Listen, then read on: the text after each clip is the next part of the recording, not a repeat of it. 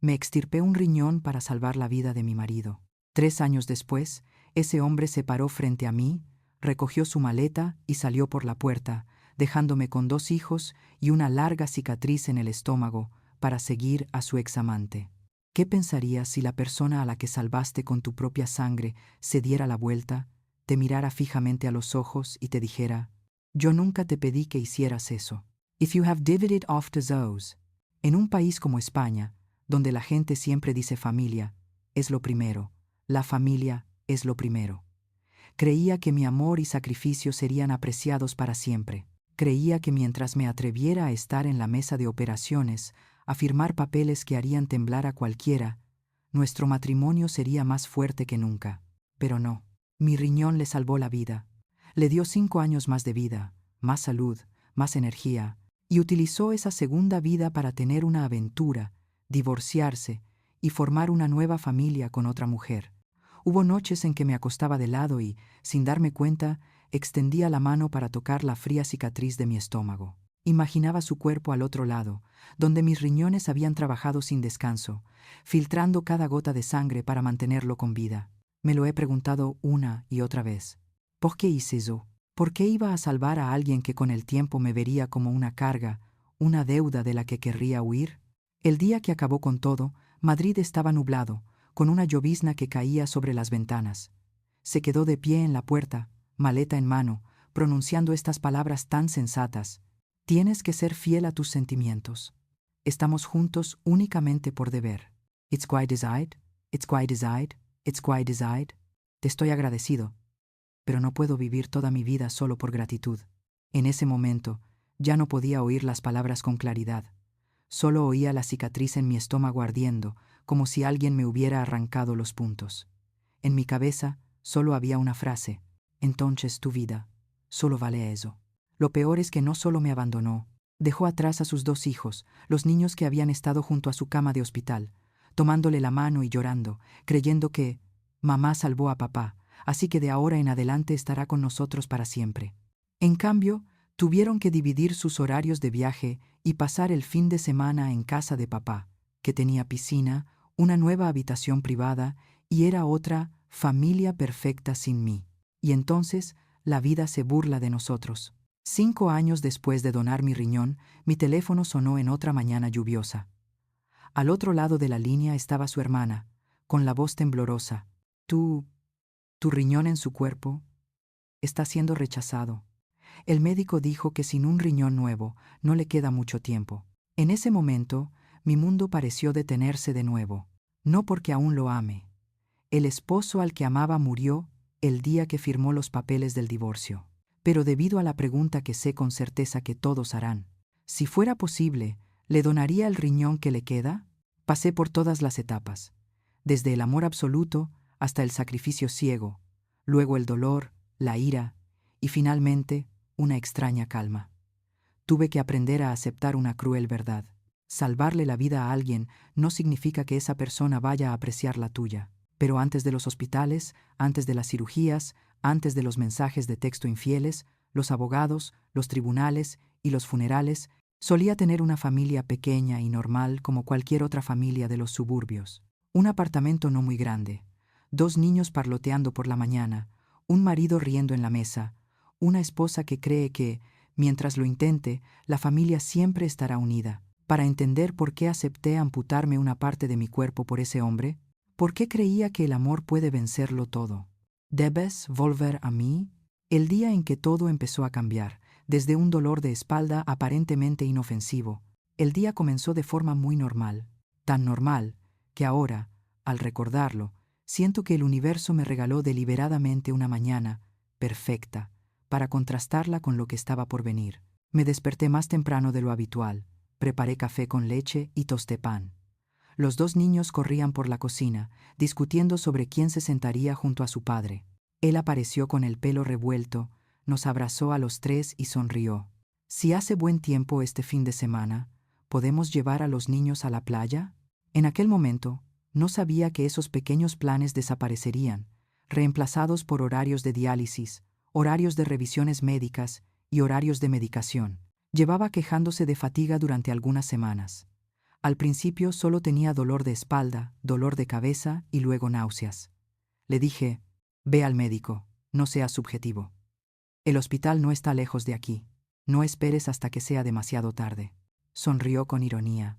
Es demasiado trabajo. La empresa está llevando a cabo un proyecto, ya sabes. No pasa nada. Los hombres siempre dicen, no pasa nada hasta que todo se derrumba. Esa noche, después de cenar, se sentó de repente en su silla, con el rostro pálido. Se agarró el estómago, luego la espalda, sudando profusamente. Los dos niños que jugaban en el salón guardaron silencio, mirando a su padre con los ojos muy abiertos. No le di muchas vueltas, simplemente agarré las llaves, llamé a un taxi, lo ayudé y llevé a los dos niños a casa de los vecinos. En urgencias, la luz blanca y brillante me lastimaba los ojos, las máquinas pitaban y el olor a desinfectante me inundaba la nariz.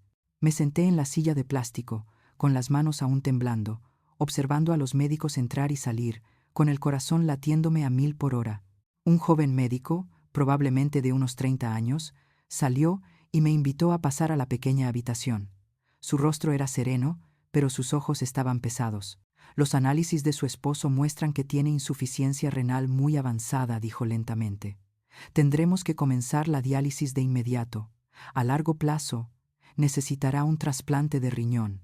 Escucho la palabra trasplante de riñón y me da vueltas la cabeza. ¿No hay otra manera? Podemos mantenerlo con diálisis, pero esa es solo una solución temporal.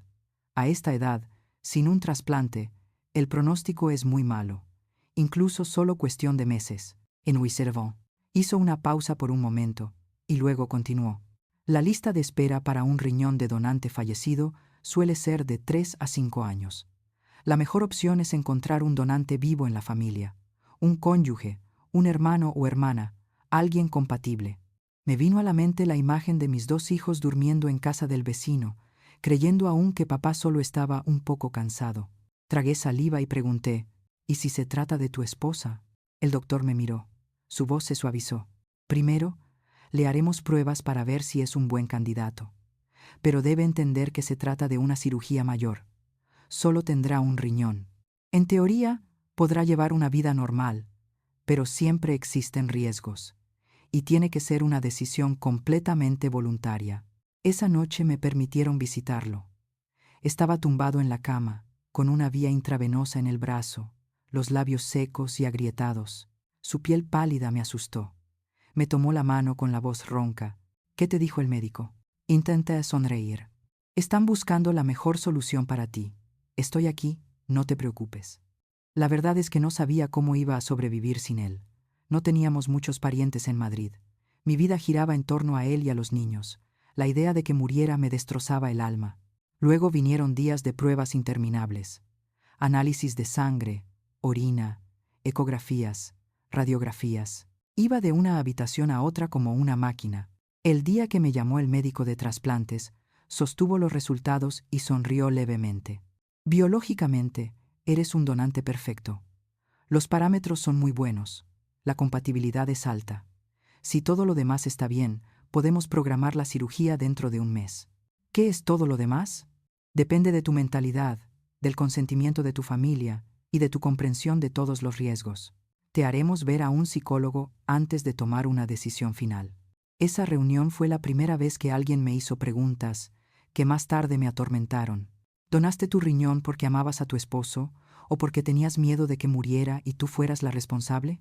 Si tu relación cambia en el futuro, o incluso si te divorcias, ¿te arrepentirás de haber donado? En ese momento me sentí casi ofendido. Me reí y negué con la cabeza. Llevamos más de 10 años casados. Tenemos 2 hijos. No puedo imaginarme que no esté aquí. El divorcio no es algo en lo que esté pensando. Si hubiera sabido ese día que me traicionarías, que nos dejarías a mí y a nuestro hijo por otro, ¿respondería de forma diferente? Me he hecho esa pregunta innumerables veces, pero en ese momento, mirando a los ojos del psicólogo, creí en lo que decía. Para mí, en ese instante, el amor significaba que si necesitaba un riñón, se lo donaría. Si necesitaba más tiempo en este mundo, yo sería quien lo rescataría de las garras de la muerte. Ninguna de las dos familias piensa de forma tan simple. Mi madre voló desde otra ciudad, y en cuanto vio el formulario de consentimiento para la donación de órganos, rompió a llorar. ¿Estás loca? Todavía tienes 2 hijos. ¿Y si te pasa algo? Él es mi yerno, lo quiero, pero tú eres mi propia sangre. No quiero cambiar tu vida por la suya. Los padres de mi marido también estaban divididos. Mi suegra me tomó la mano, lloró y me dio las gracias. Pero al mismo tiempo le dijo al médico, si esto es demasiado peligroso para él, ¿podemos esperar a la lista de donantes de riñón? Y tú guardas silencio. Me tomó la mano, bajó la mirada al suelo y susurró, no quiero que hagas nada peligroso. No soportaría verte en la mesa de operaciones por mi culpa. Le estreché la mano y dije con firmeza, no lo hice por ti. Lo hice por los niños. Ellos necesitan a su padre. Y yo también te necesito a ti. La noche anterior a la firma oficial, no pude dormir. Recorrí cada habitación, la cocina, donde desayunábamos apresuradamente todas las mañanas, la sala de estar, donde a menudo se recostaba a ver fútbol. Luego me detuve durante un largo rato frente a la puerta de la habitación de los niños. Los miré mientras dormían, con el pelo revuelto y restos de leche con chocolate aún en la boca. Pensé, si muero, los niños cargarán con este vacío el resto de sus vidas. Si opero, el riesgo es puntual. Si no opero, el riesgo es cada día que les queda. A la mañana siguiente firmé. Mi nombre estaba escrito con pulcritud en el formulario de consentimiento para la donación de órganos. Cada trazo era como un juramento. Nadie me obligó. Nadie me presionó para que me retractara. Fue mi propia decisión. Creía que al renunciar a una parte de mi cuerpo, estaba asegurando un futuro a largo plazo para mi familia. No imaginaba que ese futuro tomaría un rumbo completamente distinto. Y entonces se fijó la fecha de la cirugía.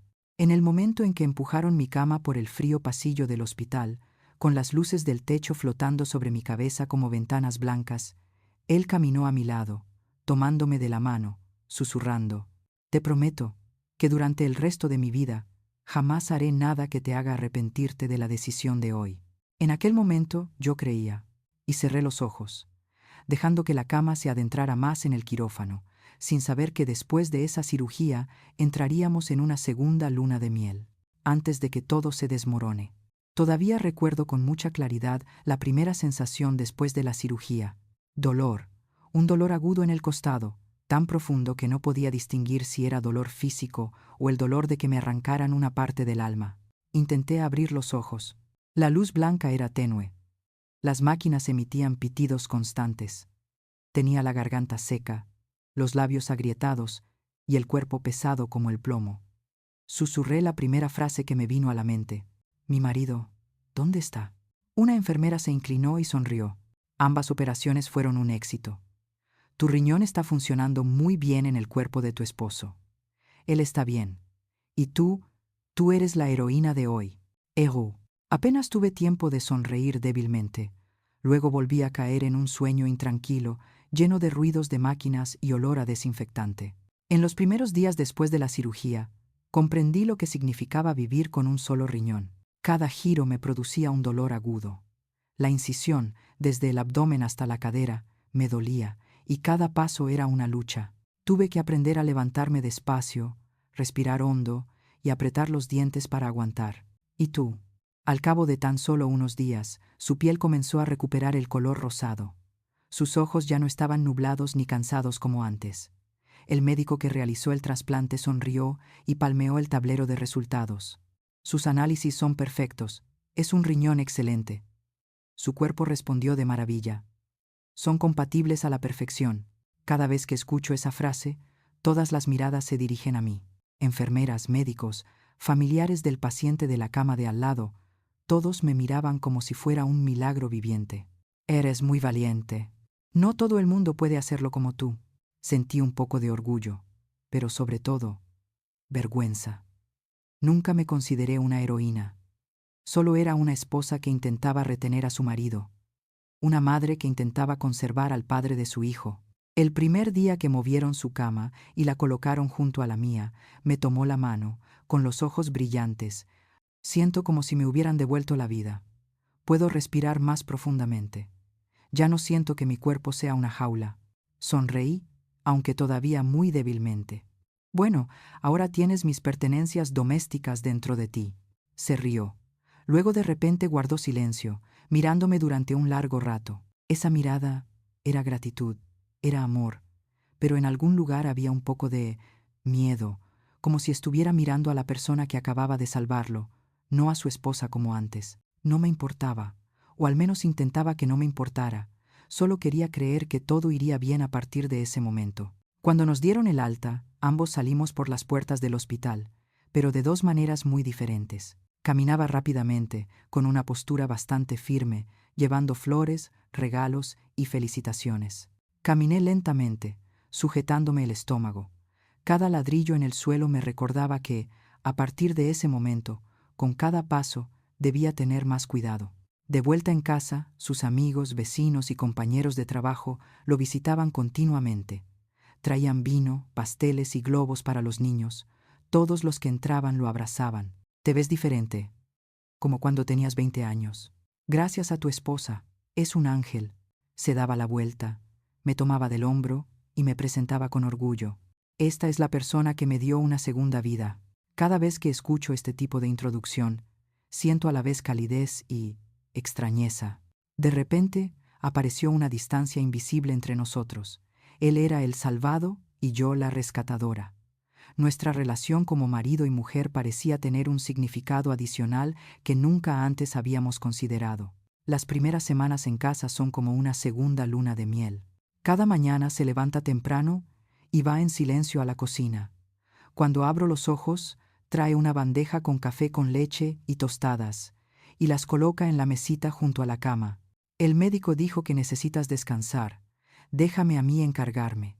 Él limpia la casa, cocina, lleva a los niños al colegio, va al supermercado. Por la tarde me dijo que saliera al balcón, me sentara en una silla y contemplara cómo el sol madrileño bañaba los tejados rojos mientras él preparaba la cena. De vez en cuando miraba hacia afuera y sonreía. Mi esposa, que solo tiene un riñón, es ahora mi prioridad número 1. No puedes hacer ningún trabajo pesado, ¿entendido? Por la noche, cuando la incisión palpitaba y yo hacía una mueca de dolor, él colocaba suavemente su mano sobre mi vientre, sus dedos recorriendo la cicatriz. Susurraba: «Siento haberte hecho hacer esto». Negué con la cabeza. «No te disculpes. Vives. Eso es suficiente». Se inclinó y besó suavemente la cicatriz. «Esta cicatriz también me encanta. Es la prueba de que me salvaste». Esas dulces palabras, en aquel entonces, fueron para mí como un analgésico para el dolor mental. Creo que todo ha merecido la pena. Cada vez que me cansaba, cada vez que tenía que sentarme después de caminar unos pocos pasos, me decía a mí mismo: «Este es el precio que tengo que pagar por mantenerte aquí. Y estoy dispuesto a hacerlo». Cuando su salud se estabilizó, el médico le permitió reincorporarse gradualmente al trabajo, pero me aconsejó que aún así lo limitara. Así que el fin de semana invitó a toda la familia a dar un paseo nocturno por la plaza, caminando despacio para que yo pudiera seguirle el ritmo. Los niños corrieron delante. Él me tomó la mano por detrás y se inclinó hacia mi oído. Mientras estaba en la sala de recuperación, pensé que nunca más podría llevarte a dar un paseo así. Comimos tapas en el pequeño restaurante de la esquina, riendo y charlando mientras comíamos patatas bravas. Una vez, toda la familia estaba viendo fútbol. Él me rodeó con el brazo y les dijo a los niños: «Si no fuera por mi madre, probablemente no estaría aquí sentado discutiendo sobre si el Real Madrid o el Barça es más fuerte». Los niños se rieron a carcajadas, corrieron a abrazarme y me llamaron superhéroe. En esos momentos, realmente creí que nuestra historia merecía ser contada en un cuento de hadas. Mi esposa donó un riñón, mi esposo cambió, la familia se unió más. Empezamos a hablar del futuro. Él dijo: «Cuando el médico lo permita, llevaremos a los niños a la playa. Luego haremos un viaje para visitar a los abuelos y, quién sabe, en nuestro 15º aniversario de boda, tú y yo haremos un viaje a Europa. Quiero aprovechar esta segunda oportunidad para hacer todo lo que he pospuesto». Lo miré, con el corazón lleno de fe. «Solo necesito que cuides tu salud. No importa a dónde vayas ni qué hagas, siempre y cuando vayamos juntos como familia». Define our, with the 1240 essay lean, with the Dory Act 2. Pero entre esas promesas y esas cálidas noches, hubo breves momentos, apenas segundos, en los que sus ojos cambiaron. Cuando alguien me llamaba Ángel otra vez, él se reía, pero en el rabillo del ojo brillaba algo que parecía pesado. Cuando el médico durante la visita de seguimiento lo felicitó. Usted es muy afortunado, no todos tienen una esposa dispuesta a donar un riñón. Él respondió, sí, pero su mano en la mía se apretó ligeramente y luego se retiró muy rápidamente. En aquel momento no podía interpretar esas señales. Creo que simplemente era culpa, la abrumadora sensación de saber que estaba salvado. No lo sé. Fue entonces cuando un pensamiento comenzó a formarse en su mente, el cual más tarde expresó en voz alta, que me debía, que nuestro matrimonio no era solo amor, sino también una deuda de vida que él tenía que pagar. Resulta que aquellos días de segunda luna de miel no fueron el punto de partida de la felicidad eterna, pero es la calma que precede a la tormenta. Esos fueron los últimos días en que me miró con gratitud y amor, antes de que su mirada se transformara en algo más pesada, y luego gradualmente más fría. Y cuando se recuperó por completo, volvió al trabajo, al mundo exterior, a las reuniones, a las cervezas después del trabajo. Fue entonces cuando empecé a darme cuenta. El hombre cuya vida salvé se estaba alejando lentamente de mí. Cuando empezó a trabajar de nuevo, pensé que era una buena señal. Estaba sano, tenía el cutis rosado y caminaba con paso ligero. El médico dijo que todo estaba perfecto. Me dije a mí mismo, esta es una recompensa por todo lo que he pasado. Pero no me había dado cuenta de que a veces, cuando la gente mejora, es cuando sienten que tienen derecho a exigir más de la vida. Al principio, solo se trataba de pequeños cambios. Llegaré a casa un poco más tarde. Hoy tengo una reunión con un cliente, dijo, quitándose la corbata y dándome un rápido beso en la mejilla. La empresa está llevando a cabo una gran campaña este mes. Tengo que dar lo mejor de mí. Creo. Por supuesto que creo. Lo miré, observándolo moverse con agilidad por la cocina, donde apenas unos meses tenía que apoyarse en la pared para mantenerse en pie. Sentí una oleada de gratitud y alivio. Si unas pocas horas extra de trabajo eran el precio de tener un marido sano, estaba dispuesta a hacerlo. Pero entonces, llegar a casa un poco tarde se convirtió en llegar a casa tarde a menudo. En vez de llegar a las 7 de la tarde, empezó a llegar a casa a las 9 de la noche, a veces a las 10. La razón siempre es la misma. El cliente es muy difícil. La reunión no ha terminado. Todo el equipo va a salir a comer con el jefe. Sería raro que no fueras. Preparé la cena, recalentándola una y otra vez. Los niños terminaron de comer, hicieron sus deberes y se fueron a la cama. Muchos días me sentaba sola en la cocina, escuchando el tic-tac del reloj, intentando tranquilizarme. Está bien. Al menos sigue luchando por el futuro de su familia. Luego llega la fase de gimnasio. Una tarde, llegó a casa, se quitó la camisa, se paró frente al espejo, se miró y sonrió. Tengo una segunda oportunidad.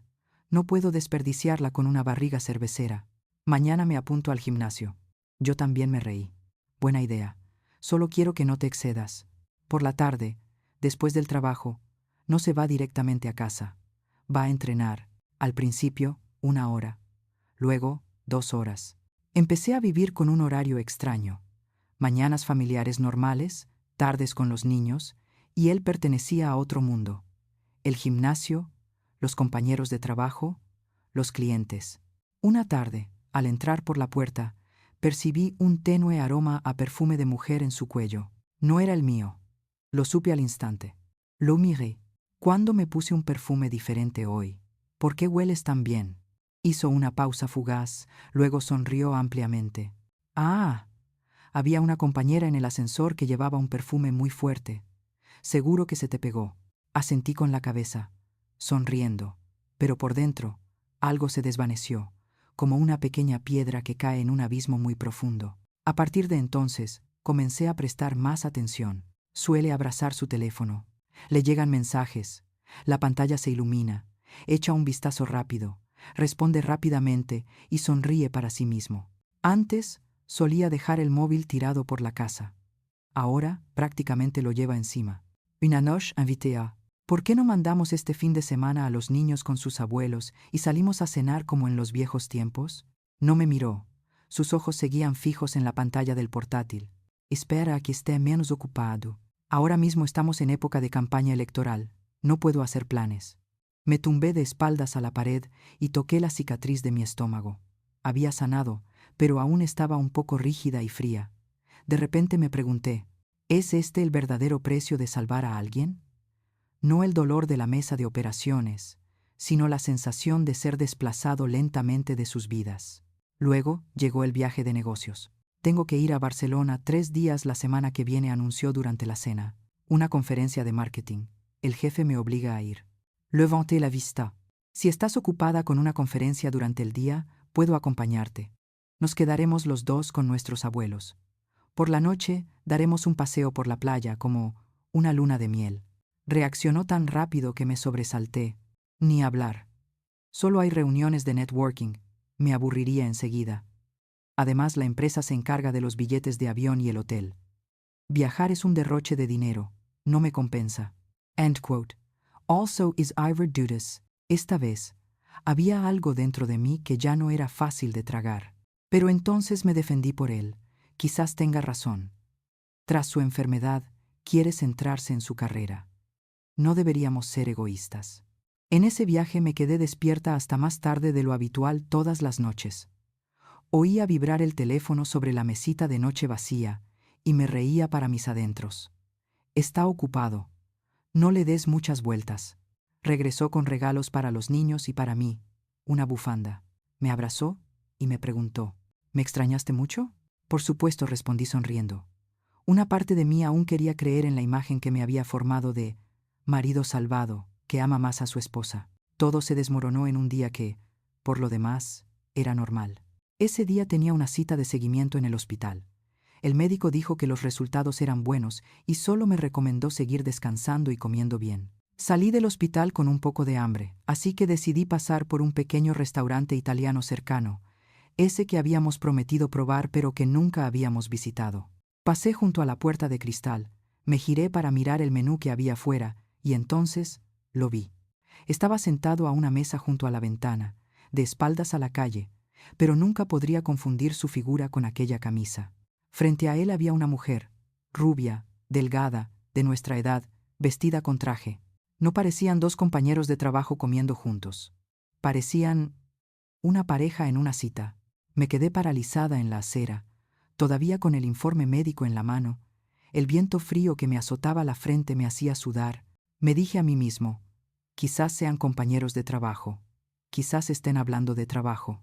Entonces él le sonrió, una sonrisa que no había visto en mucho tiempo. Extendió la mano y apartó con delicadeza un mechón de cabello de su frente. Ella alzó la vista, con una mirada a la vez tímida e íntima, y delante de todos, a plena luz del día, se inclinó y la besó. En ese momento, todos los sonidos del entorno desaparecieron. El sonido de los coches, de la gente hablando, el tintineo de los platos en el restaurante. Todo parecía haberse silenciado, dejando solo el sonido de mi corazón latiendo con fuerza en mi pecho. Retrocedí. Casi me caigo. Tuve que agarrarme a la pared. Pensé en irrumpir, golpear la mesa con los puños y armar un escándalo. Pero estaba paralizada. En vez de eso, me di la vuelta y corrí hacia la parada del autobús, casi sin darme cuenta de lo que hacía. No recuerdo cómo llegué a casa. Recuerdo que cuando abrí los ojos, estaba sentada en el sofá. Mi corazón latía con fuerza. Me temblaban tanto las manos que ni siquiera podía sujetar el vaso de agua. Su teléfono estaba cargando sobre la mesa. Se le había olvidado traerlo. Nunca hemos tenido la costumbre de ocultar contraseñas. Nuestras fechas de nacimiento y de boda son números que compartimos. Lo desbloqueo. No buscaba nada en concreto. Simplemente deslicé el dedo por los mensajes, bajé la página y vi un nombre. Ni Rebeca, ni Laura. Cualquier nombre sirve. Lo importante es que el mensaje esté bien arriba. Todavía recuerdo la sensación en Barcelona. Contigo me siento como si tuviera 18 años otra vez. Heiß, click. Una serie de mensajes inundaron la pantalla. El mes pasado, el anterior, las noches en que pensé que estabas ocupado trabajando, las veces que dijiste, voy a tomar algo con mis compañeros. Nunca te olvidé. Si pudiera volver a vivir, no querría seguir interpretando el papel de buen marido. Sé que me salvó la vida, pero no puedo vivir con ella solo porque le debo dinero.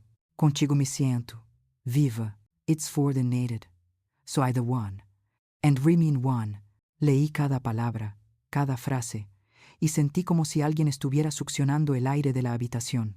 Las lágrimas no me salían. Solo me invadió la náusea, que me obligó a correr al baño, a arrodillarme en el suelo frío y vomitar hasta el agotamiento. Cuando levanté la vista, inconscientemente puse la mano sobre mi estómago. Allí, la larga cicatriz palpitaba como si acabaran de operarla. En el otro lado de mi abdomen solo me quedaba un riñón. El otro estaba trabajando el doble para mantenerme con vida, mientras que el otro riñón, el riñón que antes era mío, está en su cuerpo, ayudándole a estar sano, lleno de energía, para amar a otra mujer. Por primera vez en mi vida, comprendí lo que se siente al ser traicionado hasta lo más profundo de mi ser. No se trata solo de adulterio. Es el hombre que lleva una parte de mí dentro, usando la misma fuerza vital que yo le di para darme la espalda. Esa noche, cuando llegó a casa, seguían siendo las palabras familiares: ya estoy en casa, el rápido beso en la mejilla, el extraño aroma del perfume desvaneciéndose gradualmente. Yo no lloro. Simplemente dejé su teléfono sobre la mesa, junto a las hojas A4 que había impreso llenas de mensajes de la máquina. Bajó la mirada, con el rostro pálido. Esta noche, dije, con una voz tan tranquila que incluso a mí me sorprendió, hablaremos.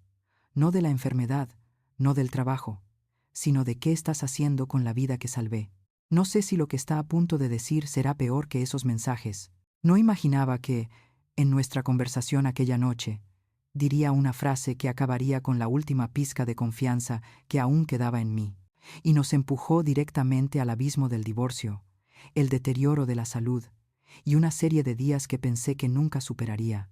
Se quedó mirando los mensajes impresos sobre la mesa, como si estuviera contemplando su propia sentencia de muerte. Tras un largo rato, abrió la boca. Yo puedo explicarlo. Me senté frente a él, con la mano sobre la cicatriz de mi estómago como para recordarme a mí misma que debía mantener la calma. De acuerdo, dije. Te escucho. Explícame cómo un hombre con el riñón de su esposa puede besar a otro hombre a plena luz del día. Suspiró, apoyando la frente en la mano. No quise hacerte daño. Todo empezó cuando casi muero. Fue entonces cuando me di cuenta de que estaba viviendo una vida que no era mía. Siempre me sentí atrapado. Era tu marido, tu padre, tu paciente, a quien salvaste. Me estaba asfixiando. I have in nine, why have in nine. Me reí. Una risa seca. ¿Me asfixié? ¿En la familia donde me cortaron un riñón para guardármelo? Frunció el ceño. No digas eso. Me haces quedar como un monstruo. Porque tú eres así. Comenzó a caminar de un lado a otro en la sala de estar. Luego se detuvo, me miró y su voz se volvió más áspera. ¿Sabes lo que se siente vivir al lado de alguien a quien le debo la vida? Cada vez que te miro, me siento en deuda. La gente a mi alrededor no para de decirme: menos mal que tienes esposa, si no fuera por ella, ya estarías muerto. Estoy harto de tener que hacer siempre el papel del marido perfecto, del hombre agradecido. Así que tu solución es ¿encontrar a otra persona con quien vivir con tus sentimientos? Pregunté fríamente. Apretaron los labios. Solo quería saber si, de no haberme hecho el trasplante, si hubiera sido yo misma, habría tomado una decisión diferente. Entonces la volví a encontrar. Estábamos enamoradas antes de que te conociera. Me di cuenta de que mis sentimientos nunca desaparecieron. Mientras yo estaba tumbada en la mesa de operaciones, ¿estabas enviándole mensajes a tu ex?, dije con la voz entrecortada. No ahora, pero más adelante. No sé cuándo llegarán las cosas. Solo sé que no quiero pasarme el resto de mi vida pagando deudas. Me quedé en silencio durante mucho tiempo. Mi corazón latía tan despacio que me asustaba. Entonces, dijo algo que jamás olvidaré en el resto de mi vida. Yo nunca te pedí que me donaras un riñón. Fue tu decisión. El aire de la habitación parecía haberse congelado. Lo miré, esperando a que se alejara. No lo hizo. Otra vez susurré. ¿Qué dijiste? Yo no te lo dije, dijo con voz firme. El médico tomó la decisión. Tú tomaste la tuya. Querías salvarme, y te lo agradezco. Pero eso no significa que tenga que vivir como tú quieras de ahora en adelante, solo porque llevo tu riñón en mi cuerpo. Me puse de pie. Me temblaban las piernas, pero no la voz. Sal de la casa, dije. Se sobresaltó. Cálmate. Tenemos hijos. Y esta noche te vas de casa. Mañana les contaré a los niños cuáles son mis intenciones. Y desde ahora, hasta que cruces esa puerta, cada segundo que estés aquí es un segundo que tengo que ver a la persona que usó el regalo que te di para apuñalarme por la espalda. Dio un paso más cerca. No armes tanto alboroto. El divorcio no es sencillo. Hay dinero, hay una casa, hay... Señalé directamente la puerta. ¿Quieres vivir siendo fiel a tus sentimientos? De acuerdo. Empieza por ser honesto contigo mismo. Eres un hombre que abandonó a su esposa, abandonó a sus hijos, e incluso al hombre que le salvó la vida. Puedes llamar al resto de tu vida como quieras. Me miró con la mandíbula apretada y luego, en silencio, cogió las llaves, la cartera y el ordenador portátil. Antes de marcharse, se volvió. Te llamaré mañana. Tenemos que decírselo al bebé de la forma menos dolorosa posible. Les diré la verdad a mis hijos, respondí, que su padre, quien tiene el riñón de su madre, ha elegido a otra mujer. En cuanto a ti, puedes adornar la historia como quieras para los demás. La puerta se cerró. La cerradura hizo un clic suave, como el cerrojo que se baja en un escenario de la vida. Los días siguientes viví como un sonámbulo. A los niños les mentí por primera vez en mi vida. Papá tiene que irse de viaje de negocios por un tiempo prolongado. Te llamaré cuando pueda. El chico me miró más tiempo de lo normal, como si presintiera que algo andaba mal. La chica se aferró a mí, negándose a volver a dormir sola. Por las noches me quedaba mirando al techo, escuchando los latidos de mi corazón en mi pecho, pensando en mi único riñón. Además, tenía que soportar el estrés, la ira y el resentimiento que intentaba reprimir cada día. Unas semanas después, me llamó. No para saber cómo estaba, sino para hablar del futuro. No quiero quedar mal delante de los niños, dijo. Yo me haré cargo de ellos. Podemos acordar un horario. No hablen mal de mí delante de ellos. ¿Te preocupa tu imagen? Me reí con frialdad. No te preocupes. No tienes por qué decir nada malo de ella. Más adelante, cuando tengan edad suficiente para leer tus mensajes con ella, juzgarán por sí mismos. Luego llegaron los papeles del divorcio. El abogado me llamó a su oficina y extendió una pila de documentos frente a mí. No mencionaron nada sobre la donación de su riñón, dijo la abogada con un tono frío y modesto, propio de quien ha presenciado demasiadas injusticias. Desde el punto de vista legal, la donación de órganos es un acto voluntario. El tribunal dividirá los bienes como en un divorcio normal. Le salvé la vida, susurré. Sin mí, no estaría ahí sentado discutiendo la división de la propiedad. Lo entiendo, dijo en voz baja, cambiando su tono a uno más familiar. Pero la ley no tiene en cuenta esas cosas. Solo se fija en los documentos, los ingresos y la duración del matrimonio. En el juzgado, se sentó frente a mí, con aspecto saludable y en buena forma. El traje le sentaba bien y su rostro estaba ligeramente tenso. Me senté aquí, con las manos sudorosas y la cabeza un poco mareada de tanto esperar. Su abogado dijo con voz muy profesional. La queja de la otra parte sobre la donación de riñón es personal. Legalmente, se trata de una decisión unilateral dentro del matrimonio, no de una inversión que deba ser reembolsada. Mi cliente desea seguir adelante y construir una vida nueva y más saludable para todos. Me reí con la garganta. Una vida nueva y más saludable. Parece un anuncio de un producto. Veredicto final. Tiene derecho a visitas según un horario estándar, fines de semana alternos y una tarde entre semana. La casa debe venderse y dividirse por la mitad. Él me proporciona mis ingresos actuales, suficientes para vivir, pero no para cubrir mis gastos médicos regulares. Mientras él firmaba muy rápido, yo firmaba muy despacio. Cada trazo de la pluma sobre el papel me hacía doler la cicatriz del estómago, como si me lo recordara. Yo ya he pagado mi parte. En cuanto a ti, elige pagar tu deuda de esta manera. Tras el divorcio, mi cuerpo empezó a reaccionar. Había mañanas en las que llevaba a los niños al colegio y me daban vueltas los ojos y los oídos. Un día, mientras hacía cola en el supermercado, se me cayó el cartón de leche. Todo empezó a dar vueltas y luego se hizo la oscuridad. Cuando abrí los ojos, estaba tumbado en la cama de urgencias. Un médico de mediana edad miró los resultados de la presión arterial y negó con la cabeza. Su presión arterial está demasiado alta. Para alguien con un solo riñón, esto es muy peligroso. Necesitamos hacer más pruebas. Conclusión. Mi riñón restante está bajo presión. Aún no ha fallado, Pero si continúo con el estrés, la falta de sueño y el exceso de trabajo, la situación podría empeorar. No puedes permitirte agotarte tanto, dijo el médico. Un riñón es suficiente para mantenerte con vida, pero hay que protegerlo. Tienes 2 hijos. Necesitan que estés bien. Sonreí con tristeza. ¿Crees que quiero enfermarme? Pero si dejo de trabajar, ¿quién pagará el alquiler? ¿Quién comprará libros para los niños? Trabajé y fui al médico, cargando conmigo un profundo sentimiento de injusticia. Yo, la donante de órganos, tuve que luchar por cada centavo, por cada pastilla. Él, el hombre rescatado, está sano, tiene un trabajo estable y pronto se mudará a un nuevo apartamento con una nueva familia. Un fin de semana, mi hijo llegó a casa y me dijo emocionado: «Mamá, la casa de papá tiene piscina y un patio para hacer barbacoas. Nuestra habitación tiene literas nuevas». Lo oí me reí. Suena divertido, siempre y cuando te sientas cómodo. En mi mente veía facturas de medicamentos, análisis y el alquiler del pequeño apartamento donde vivíamos los 3. Un apartamento que daba a una calle ruidosa, no a un jardín ni a una piscina. Un día mi hija, que entonces tenía unos 8 años, preguntó: «Mamá, si le donaste un riñón a papá, ¿por qué te dejó para casarse con otra mujer? ¿Acaso mamá hizo algo mal?». Abracé a mi hijo, sintiendo un nudo en la garganta.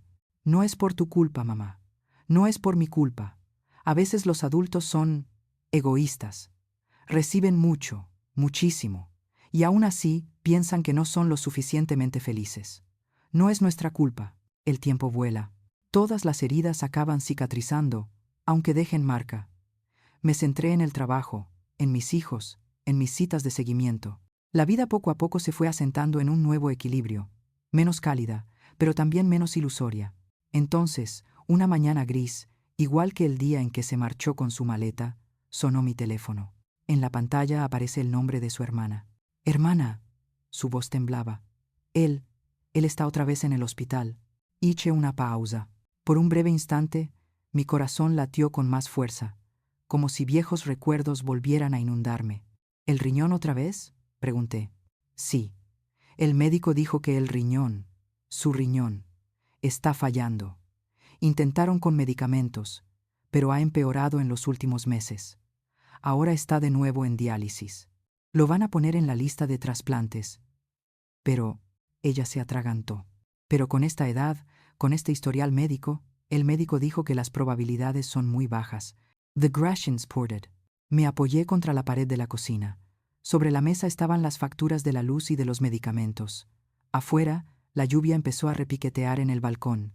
«Él quiere verte», continuó la cuñada. «No te obligaré, pero pensé que debías saberlo». Guardé silencio. Ya no duele tanto como antes. Era una sensación extraña, como si la vida volviera al punto exacto donde se había desviado, y me preguntara: «¿Qué harás esta vez?». Por la noche, se lo conté a mis 2 hijos. La hija preguntó entre lágrimas: «¿Papá va a morir otra vez, mamá?». «El médico lo está intentando», respondí. «Pero esta vez es más difícil». El hijo mayor me miró con seriedad. Si pudieras, ¿donarías el riñón que te queda a papá?». Esa pregunta fue como un cuchillo que me atravesó el corazón. Respiré hondo. «No puedo. Biológicamente es imposible.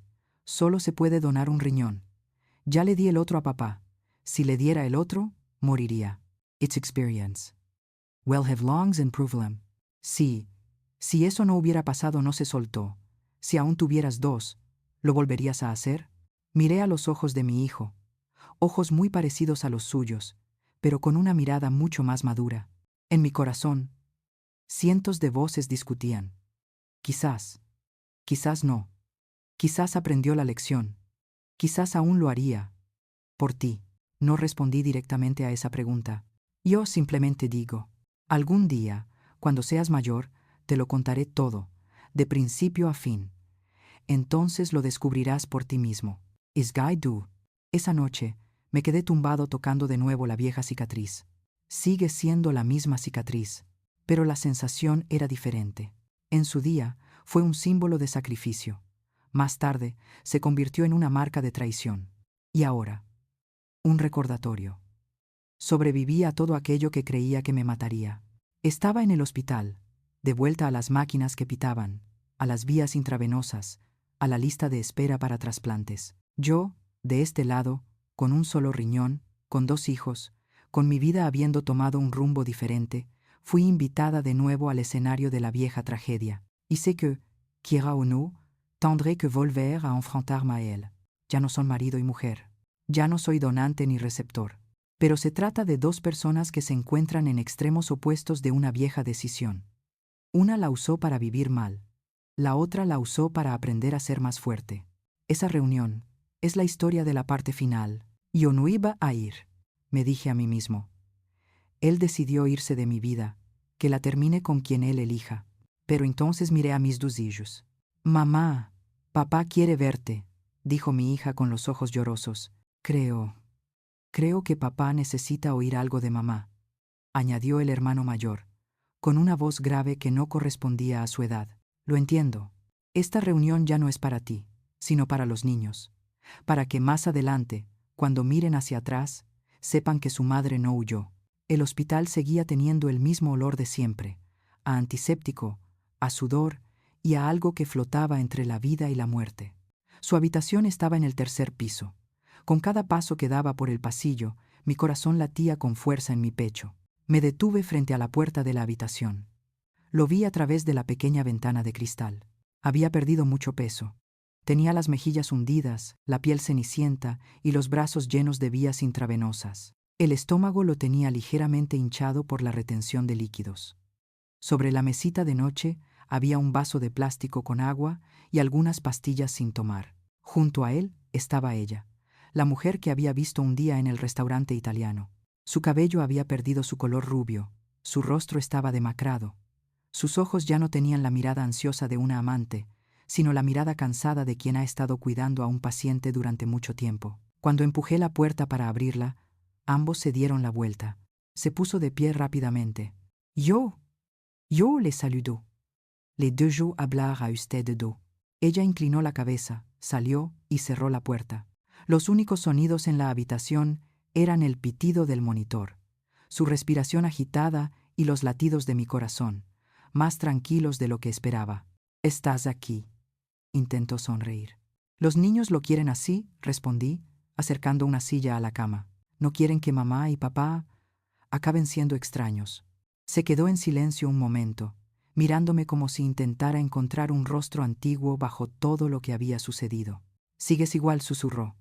«Solo que, con los ojos más cansados, porque me estoy haciendo viejo y mis riñones están trabajando horas extras», respondí, sin bromear ni ser duro. Exhaló, como si se riera, pero sin llegar a reírse del todo. «Quiero pedir disculpas», comenzó. «Disculpas por todo». «¿De qué se trata todo esto?», pregunté. «¿Por engañarte? ¿Por abandonarte a ti y a tu hijo? ¿O por usar tu riñón para vivir una vida sin ti?».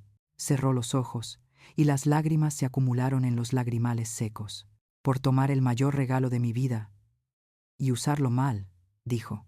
«Pensaba que buscaba la libertad, que encontraba la verdadera felicidad, pero en realidad solo huía de un sentimiento de deuda. Fui un cobarde. Y entonces herí a la única persona que alguna vez arriesgó su vida por mí». Lo miré. Hubo un tiempo en que quizá esperaba estas palabras. Pensaba que si algún día te dabas cuenta, volvías y te arrodillabas para pedir perdón, todo dolería menos. Pero ahora, al escuchar esas palabras, no me siento satisfecho. Simplemente siéntete ligero. «Lamento haberte hecho arrepentirte de haberme donado tu riñón», continuó. Negué con la cabeza. «Sigues sin entenderlo. Nunca me arrepentí de haberte salvado. Solo me arrepentí de que pensaras que no te lo merecías». Abrió los ojos y me miró fijamente. Le pregunté directamente: «¿Pides disculpas porque estás a punto de morir o porque realmente te das cuenta de que estabas equivocado?». Ambas susurró. «Pero, si tengo que elegir una, es porque me equivoco. La muerte solo me impide escapar». Un instante después, continuó: «No me atrevo a pedirte perdón. Solo, si es posible, no dejes que los niños me recuerden como un monstruo. Fui un marido terrible, pero sigo intentando ser un buen padre». Pensé en los fines de semana que llevaba a los niños de paseo, en las fotos que me enviaban de su nueva casa, junto a la piscina, junto al árbol de Navidad, en la mesa del comedor abarrotada. Quizás, en cierta medida, eso sea cierto. Les diré la verdad, dije. Lo que hiciste mal y lo que hiciste bien. No te encubriré, pero tampoco te difamaré. El resto lo juzgarán ellos. Él asintió, con las comisuras de los labios temblando. Gracias, susurró. Gracias por darme 5 años más para ver crecer a mi hijo. Gracias por seguir viniendo aquí, aunque no lo mereciera. Respiré hondo. En mi corazón, una vieja ira que había permanecido allí retrocedió repentinamente, dando paso a un sentimiento extraño. Lástima, no en el sentido insultante, sino lástima por un hombre que había desperdiciado su oportunidad de renacer. ¿Sabes qué?, dije en voz baja. El esposo al que amaba murió el día que te paraste en la puerta y dijiste: nunca te pedí que me donaras un riñón. La persona que yace aquí ahora es otra. Ya no te amo ni te odio, simplemente te de oír. Lloró. De verdad, sin reservas, sin ocultarlo. Sus lágrimas cayeron sobre la almohada blanca, mezclándose con el olor a antiséptico. Antes de levantarme, añadí: por favor, durante el tiempo que queda, no dejes que los niños sean tus principales cuidadores. Son pequeños. Necesitan a su padre, pero no necesitan vivir con el recuerdo del hospital. Deja que los médicos, las enfermeras y la mujer que elijas te apoyen durante este difícil momento. Cuando puedas, diles a tus hijos lo que necesitas. Asintió con la cabeza, con los ojos cerrados, como si estuviera exhausto. Salí de la habitación y cerré la puerta. En el pasillo, la otra mujer, estaba de pie con la cara entre las manos, temblando de espaldas. Al oír mis pasos, levantó la vista.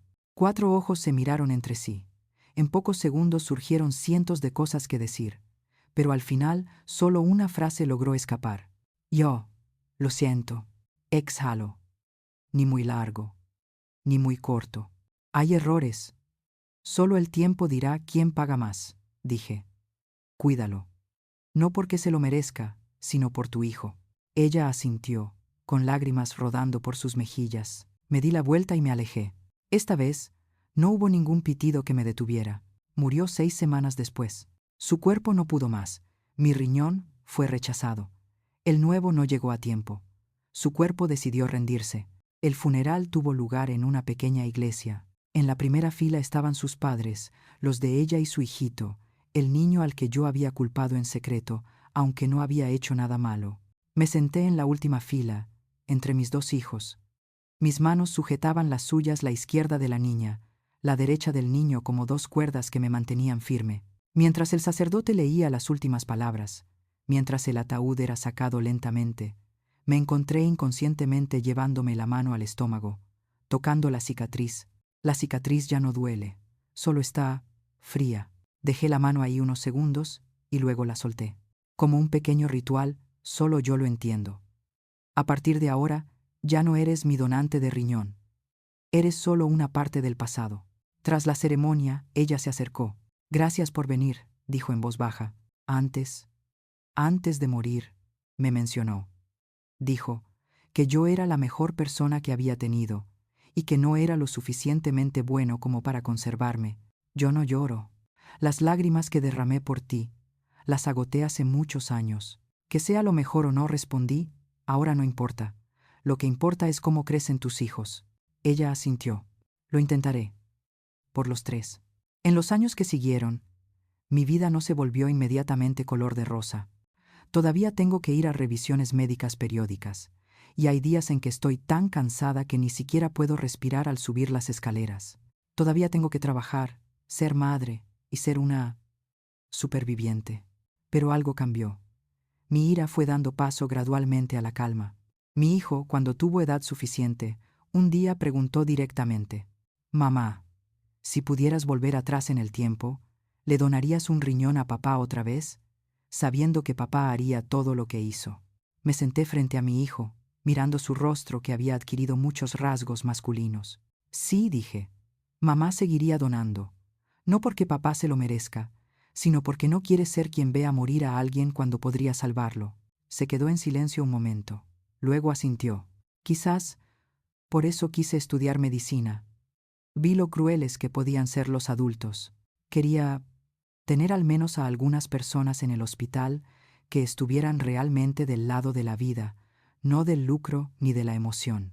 Mi hija es diferente. Mira la vida con más cautela. Jamás permitiré que nadie dé por sentado mi sacrificio, me dijo en su 18º cumpleaños. Amaré, pero no me olvidaré de mí mismo. Me reí. Ya basta. No necesito que seas la persona más fuerte del mundo. Simplemente no olvides lo que vales. Un día, conocí a otro hombre. No es perfecto, ni glamuroso. Es profesor, sueldo normal, vida normal. Pero cuando escuchó mi historia, no preguntó, ¿por qué eres tan estúpido? Él simplemente dijo, no sé si yo podría hacer lo que hiciste, pero sí sé que si alguien se corta una parte de su cuerpo para dársela a otra persona, merece ser tratado con amabilidad, aunque el mundo no lo haga. Maesaror. Por primera vez, alguien tocó mi cicatriz sin pedirme datos del hospital, sin alabarme como un ángel, ni hacerme sentir como una víctima. Él simplemente dijo, esta es la cicatriz más hermosa que he visto en mi vida. Significa que eres alguien que se atreve a amar con toda su alma. Ahora, mirando hacia atrás, ya no me veo como víctima de una vida injusta. Soy una persona que tomó una decisión que muchos considerarían una locura, donar un riñón, y viví con las consecuencias, tanto buenas como malas. Mi riñón te dio 5 años más. Usaste esos 5 años para traicionar, para cometer errores, para enfrentarte a la muerte de nuevo. Esa es su historia. Y mi historia. Que pasé los años posteriores a tu partida criando a 2 hijos, sanándome a mí misma, aprendiendo que el verdadero amor no es un contrato transaccional. Yo te doy esto. Tú tienes que darme aquello a cambio. El verdadero amor es. Doy porque es mi naturaleza. Lo que hagas con ese regalo es asunto tuyo. Cómo me trate a mí mismo después es asunto mío. In Venbrot, with Minor. With you made a 9 mones rounta.